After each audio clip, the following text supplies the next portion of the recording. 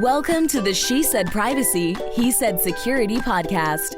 Like any good marriage, we will debate, evaluate, and sometimes quarrel about how privacy and security impact business in the 21st century.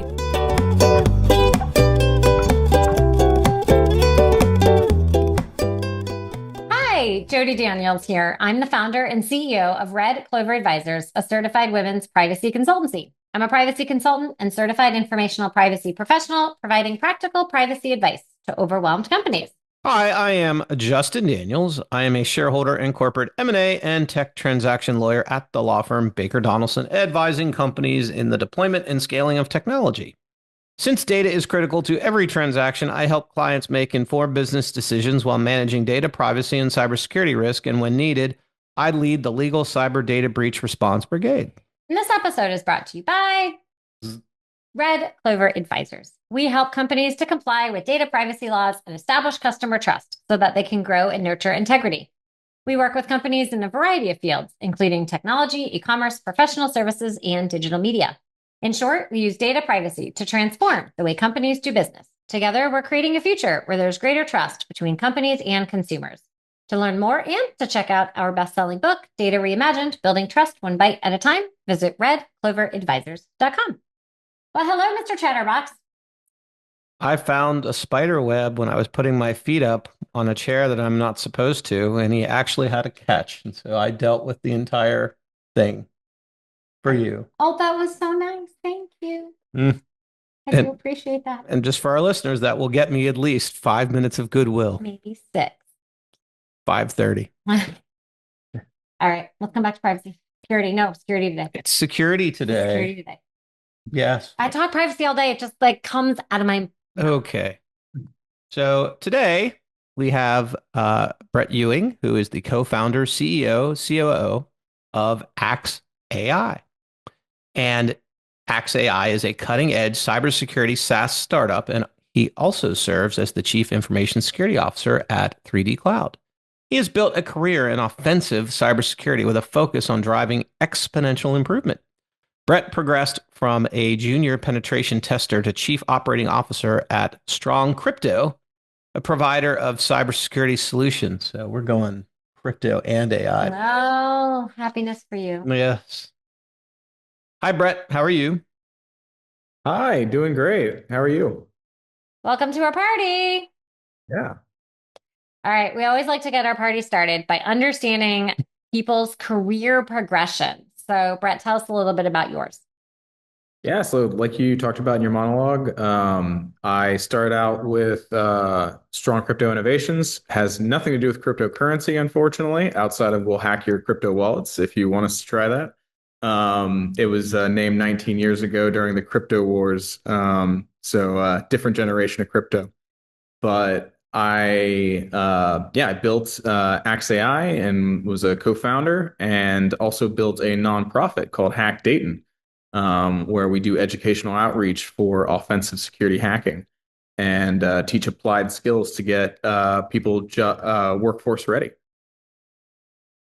There you go. So we'll jump right into this. And for our listeners, I met Brett at the Atlanta AI Week as he was one of the speakers and spoke all about what we're going to talk about. So, Brett, what problem does AXE.AI solve? Time. That's the real problem that it solves. It solves time and money. AXE.AI builds platforms around cybersecurity job roles. And the first one we built the platform around was a penetration tester or red teamer, ethical hacker. And what it does is reduce the overhead and the time on keyboard that a pen tester or red teamer will do conducting engagements. Both simple things like project management and reporting to configuring and launching your different tools to conduct engagements. So you're scanning, you're fuzzing, you're directory busting. And as you're conducting your engagement, the platform and the AI is consuming all of the data you're getting. So all the outputs, all the feedback, seeing all the pages you're going through, and it's populating that all into the dashboard. so that you have all this information readily available to you while you're conducting an engagement.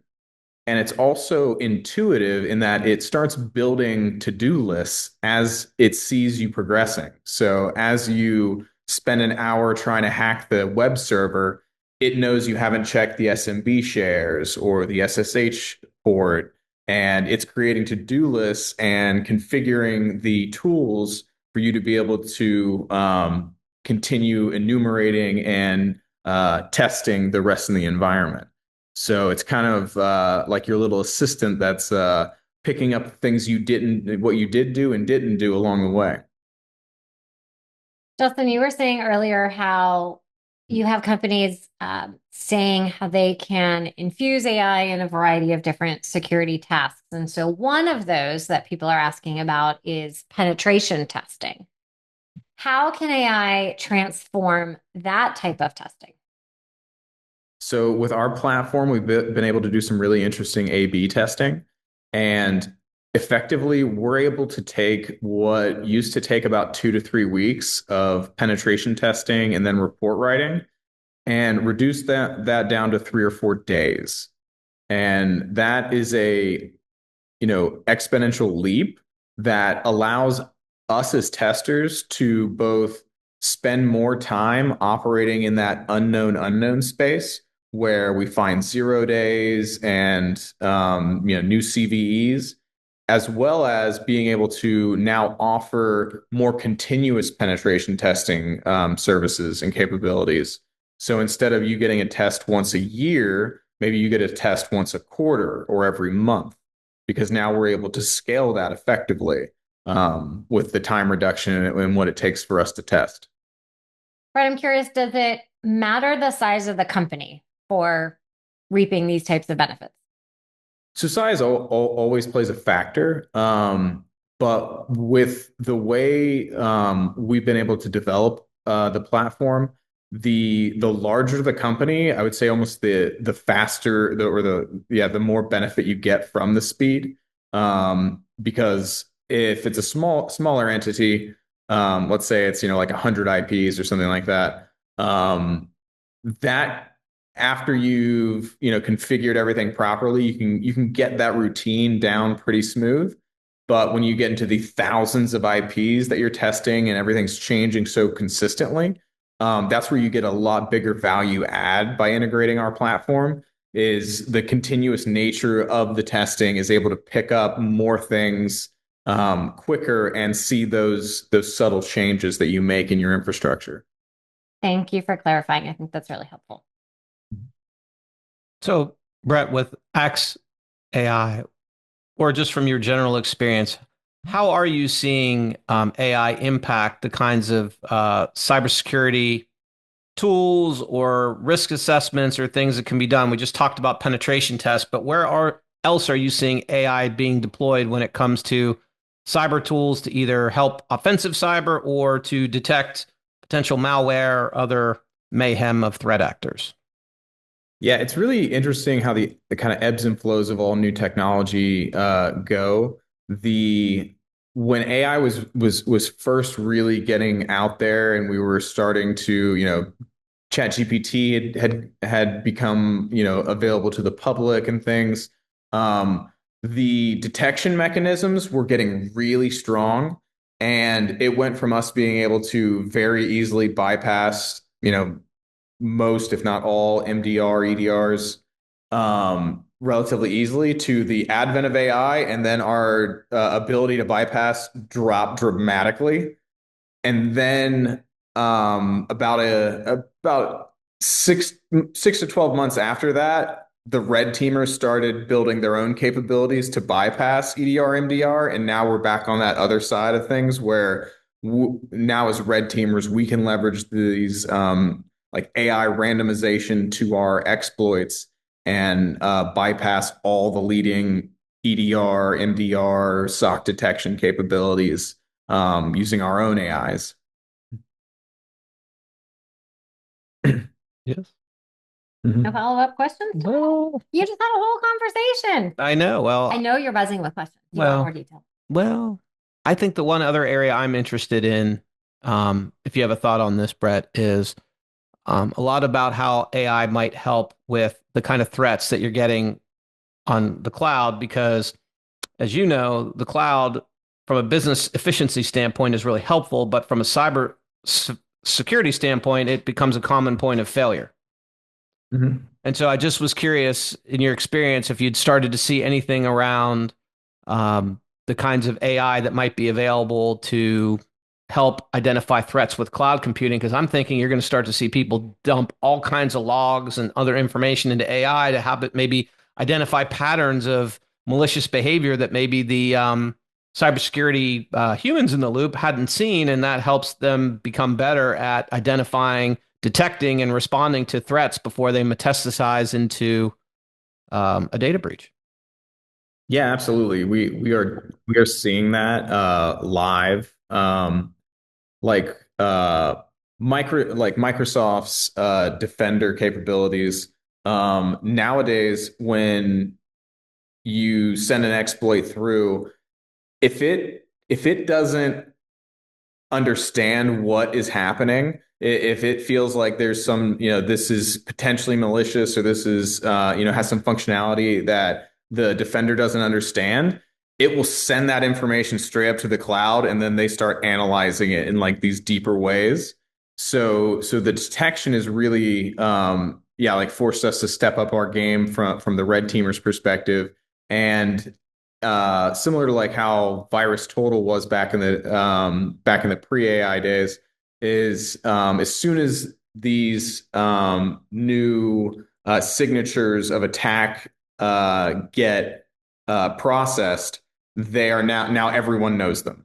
So every time you're trying to develop an attack or a new exploit, it has to be effectively, unique every time you do it, because as soon as those signatures get detected once, everybody has them. So the ability to like knowledge share very quickly and integrate that into your products, AI has allowed that at an exponential rate. So one other thought I wanted to share with you, Brett, get your feedback on is, obviously with every new technology, AI is no different. It comes with a new handmaiden, I like to say, new cyber threat. And, if I were someone who was looking to deploy a new AI tool, maybe it's a AI agent that sits over one or more of the big LLMs, what areas would you say, hey, here's where the new cyber threats may crop up? The one that strikes me is, injecting malware into the training set so the LLM itself is compromised and puts out garbage. But from what you're seeing, what are some of the other threats, if you put on your red teamer hat, that you'd be saying, hey, Justin, if you want to deploy this AI agent over these multiple LLMs, here are some of the other cybersecurity risks that you want to think of that are specific to AI? Yeah.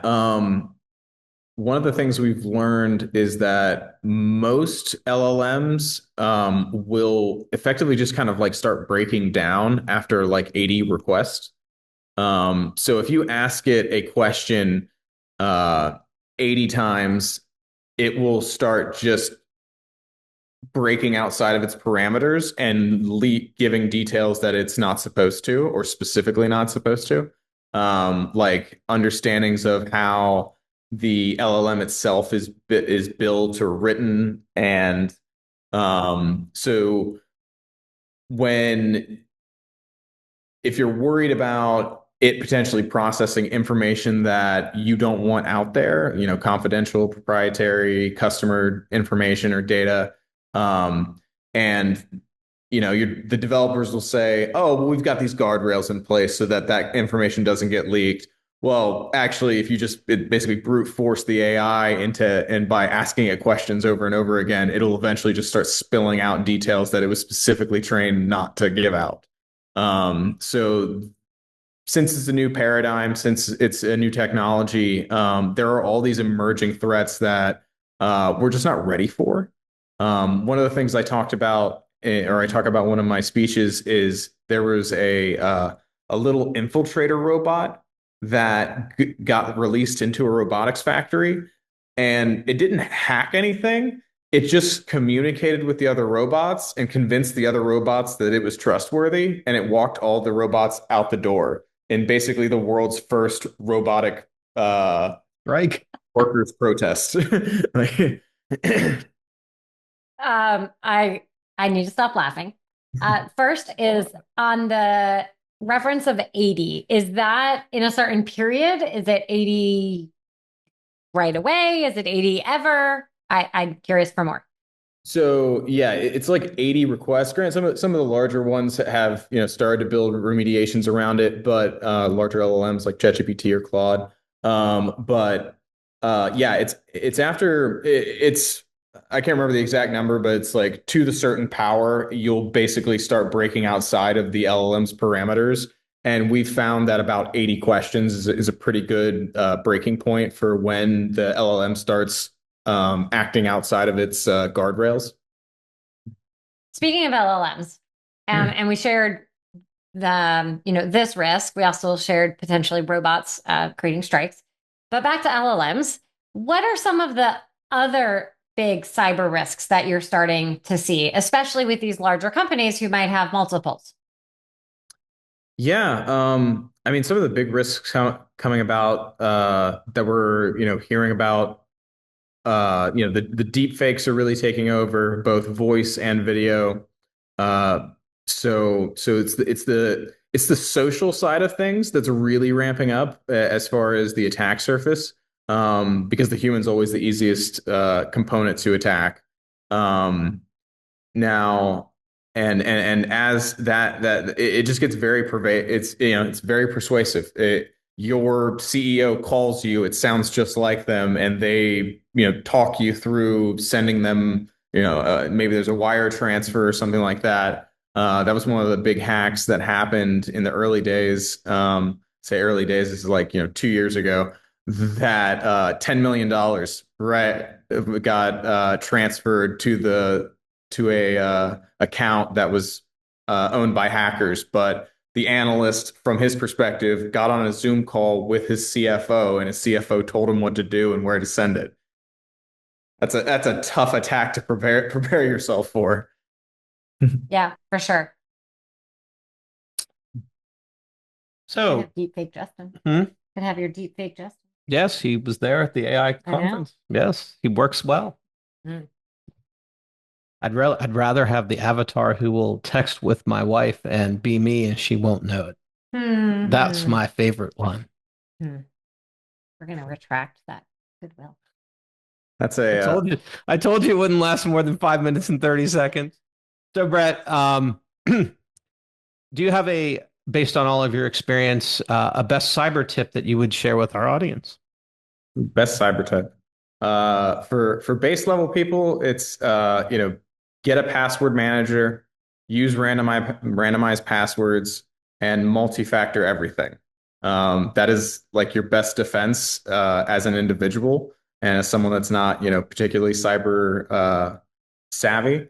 And for companies, the best thing you can do is invest in your people.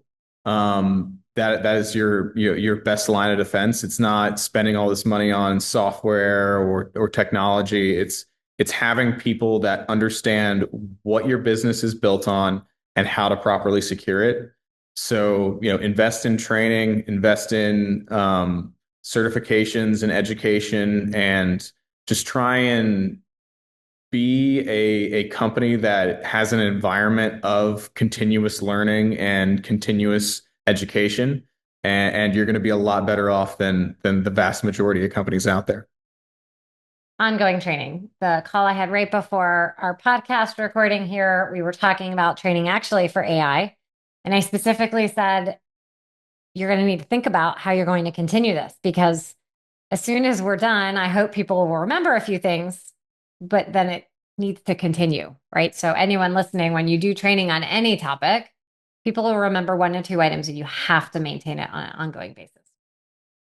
All right. So Brett, when you are not building a company and talking about robotic strikes, what do you like to do for fun? Well, outside of the normal of like spending time with my wife and child and friends, I any spare time I can get to myself, I am likely going to be at a jujitsu academy somewhere. Pretty much regardless of where I am, I will find a way to make it to a class or two. And I've been doing that for 23 years now. And yeah, it's, people say, how do you unwind? How do you relax? And I get in a room with like 40 other dudes that are trying to choke me unconscious. That's how. It's been really fun. We ask this question to every guest, and we've learned all different kinds of hobbies. It's really interesting. And then the audience gets to learn all about them as well. So, Brett, thank you so much. If people would like to learn more about you and AXE.AI, where can they go? Yeah, so you can find me at I think it's just it's Brett Ewing on LinkedIn, LinkedIn / Brett Ewing, and you can find us on YouTube at AXE Artificial Intelligence, and then